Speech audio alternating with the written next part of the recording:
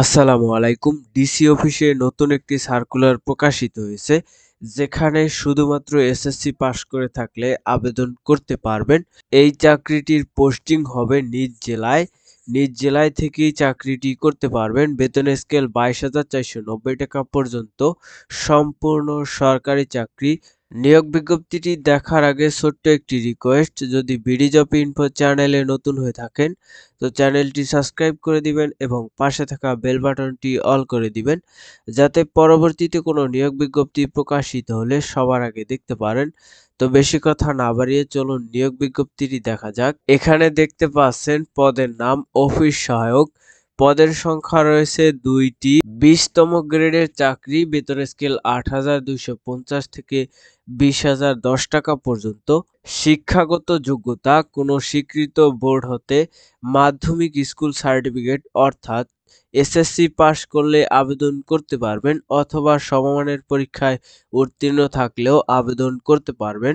আবেদনটি করার জন্য dckc.teletalk.com.bd এই ওয়েবসাইটে গিয়েও আবেদনটি সম্পন্ন করতে পারবেন, এবং যে কোনো কম্পিউটারের দোকানে গিয়ে আমার এই ভিডিওটি দেখালেও আবেদনটি সম্পন্ন করতে পারবেন।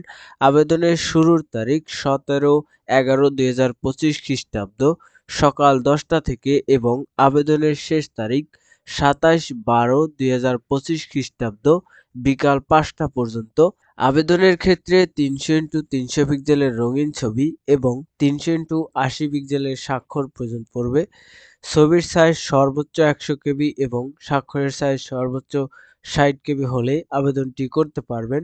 আবেদনের ফি বাবদ সর্বমোট 56 টাকা প্রয়োজন পড়বে, যেটি অনধিক 72 ঘন্টার মধ্যে আবেদন করার পরে জমা দিতে হবে টেলিটক প্রিপেড সিমের মাধ্যমে। তো এসএমএস এর মাধ্যমে কিভাবে টাকা জমা দিবেন? দুটি এসএমএস এর মাধ্যমে টাকা জমা দিতে হয়। টেলিটক প্রিপেড সিমে রিচার্জ করে এসএমএস এর মাধ্যমে আপনি টাকাটি জমা দিতে পারবেন। তো আবেদন করার সময় খেয়াল রাখবেন যে নাম্বারটি দিবেন সেটি সচল রাখার চেষ্টা করবেন, যাতে পরবর্তীতে পরীক্ষা সংক্রান্ত কোনো নোটিশ প্রকাশ হলে আপনি পেয়ে যান এবং এডমিট কার্ড ডাউনলোড করতে পারেন।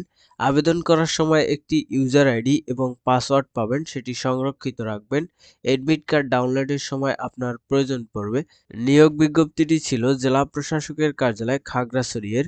এখানে শুধুমাত্র খাগড়াছড়ি জেলার স্থায়ী বাসিন্দাগণ আবেদন করতে পারবেন। অন্যান্য জেলার প্রার্থীগণকে এখানে আবেদন করার প্রয়োজন নেই। তো নিয়োগ বিজ্ঞপ্তিটি এ পর্যন্তই ছিল। নিয়োগ বিজ্ঞপ্তিটি পেয়ে যদি বিন্দুমাত্র উপকৃত হয়ে থাকেন তো চ্যানেলটি সাবস্ক্রাইব করে রাখবেন, যাতে পরবর্তীতে কোনো নিয়োগ বিজ্ঞপ্তি প্রকাশিত হলে সবার আগে দেখতে পারেন। ধন্যবাদ।